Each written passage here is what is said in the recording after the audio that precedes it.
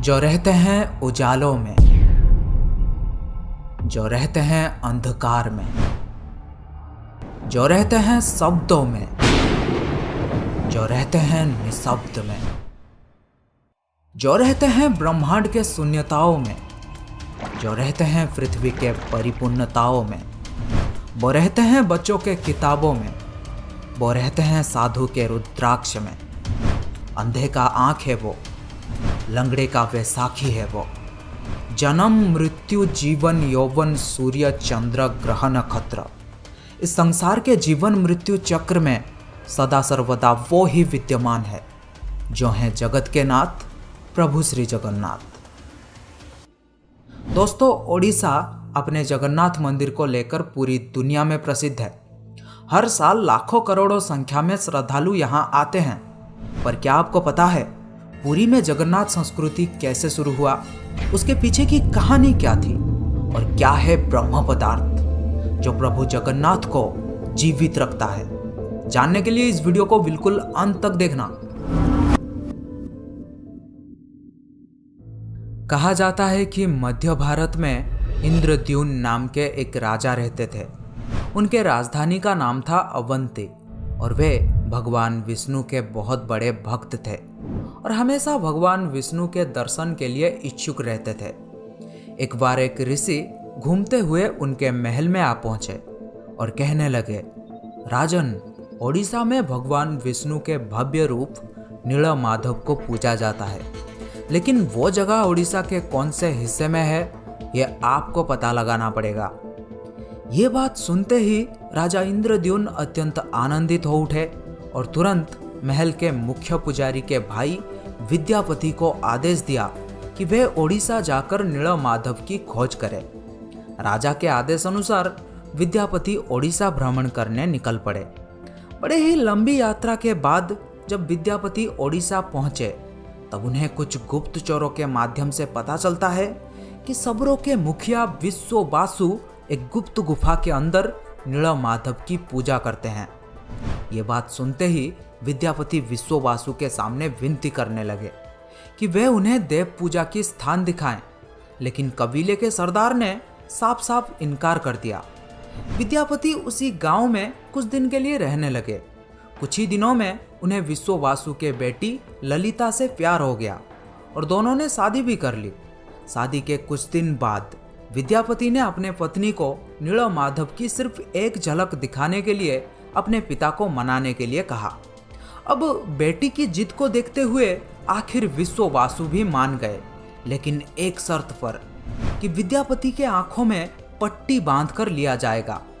पर विद्यापति बड़े ही चालाकी से अपने साथ कुछ सरसों के दाने ले गए थे और गुप्त गुफा तक पहुंचने के रास्ते को याद रखने के लिए रास्ते में सरसों के दाने गिराते गए।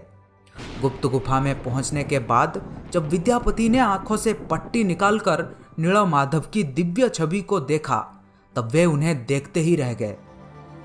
गुप्त गुफा से लौटकर विद्यापति ने राजा को सब कुछ बताया और राजा ने भी अपने प्यारे भगवान के दर्शन के लिए तुरंत निकल पड़े।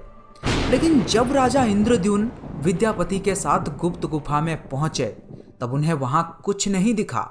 नीलमाधव अंतर्ध्यान हो चुके थे।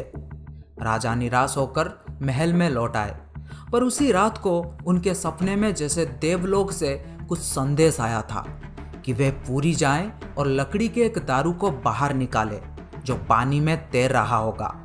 राजा ने भी इस संदेश का पालन किया और उन्हें पुरी के समुद्र तट में सच में एक लकड़ी का तना तैरता हुआ दिखाई दिया। लेकिन राजा के सेवकों के लाख कोशिशों के बाद भी कोई भी उस लकड़ी के दारू को उठा नहीं पा रहा था।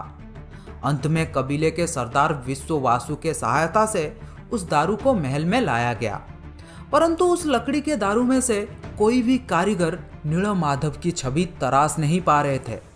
कहते हैं कि जब इस काम को करना नामुमकिन हो गया तब देवताओं के शिल्पीकार श्री विश्वकर्मा एक बूढ़े बढ़ाई के रूप में प्रकट हुए। उन्होंने राजा को भरोसा दिलाया कि वे मूर्ति निर्माण कर सकते हैं, लेकिन कुछ शर्त पर कि वे भगवान विष्णु के मूर्ति को 21 दिन में बनाएंगे और अकेले ही बनाएंगे और कोई भी उनके काम में बाधा ना डाले। राजा ने ये सभी शर्त मान लिया लोगों को सिर्फ आरी, छेनी और हथौड़ी इत्यादि की आवाजें सुनाई देती थी। लेकिन 15 दिन बाद जब रानी को कोई भी शब्द सुनाई नहीं दिया तब वे घबरा गए। उन्होंने सोचा कि बूढ़ा कारीगर शायद भूख प्यास से मर गया होगा। इसीलिए रानी गुंडीचा ने दरवाजा खोलने के लिए राजा के सामने जिद किया। आखिर में दरवाजा खोला गया और राजा ने देखा कि वो बूढ़ा कारीगर जैसे गायब हो गया है और अपने पीछे आधा बना 3 मूर्ति छोड़ गया है, जो आज प्रभु जगन्नाथ, बड़े भाई बलभद्र और छोटी बहन सुभद्रा के रूप में पुरी के श्री मंदिर में पूजे जाते हैं। आपने देखा होगा जगन्नाथ के हाथ पैर आधा बना हुआ है, जिसका कारण यही बताया जाता है। कहते हैं कि द्वापर युग में कृष्ण की लीला एक शबर के हाथों समाप्त हुई थी और कलयुग में नीलमाधव की यात्रा शुरू हुई थी और एक शबर विश्ववासु के हाथों। दोस्तों, क्या आपको पता है प्रभु जगन्नाथ को भी बुखार होता है, उनको भी दवाई दिया जाता है। कभी कभी ठीक हो जाते हैं पर कभी कभी नहीं। उनका पुनर्जन्म होता है जिसे कहा जाता है नवकलेवर, जो हर 8 साल, 12 साल या 19 साल में एक बार होता है। इन दिनों ओडिशा सरकार पुरी में अंधकार का ऐलान करते हैं और कुछ खास पुजारी आंखों में लाल कपड़ा और हाथों में लाल कपड़ा बांधकर पुरानी मूर्ति से कुछ रहस्यमयी चीज को निकालकर नई मूर्ति में लगा देते हैं, जिसे कहा जाता है ब्रह्म पदार्थ।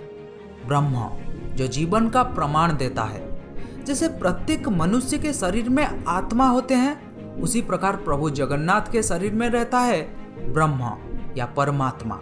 यही कारण है कि प्रभु जगन्नाथ दुनिया के एकमात्र जीवित ठाकुर हैं। वो जो भक्तों के पुकार सुनता है, समझता है और इच्छाओं को भी पूरा करता है। ब्रह्म को लेकर हमेशा सवाल उठते हैं, भक्त हो या संत, खोज करता हो या शोध करता, हर कोई ब्रह्म के सच्चाई जानना चाहते हैं। लेकिन आपको बता दूं, आज तक किसी को भी नहीं पता आखिर ये ब्रह्म है क्या।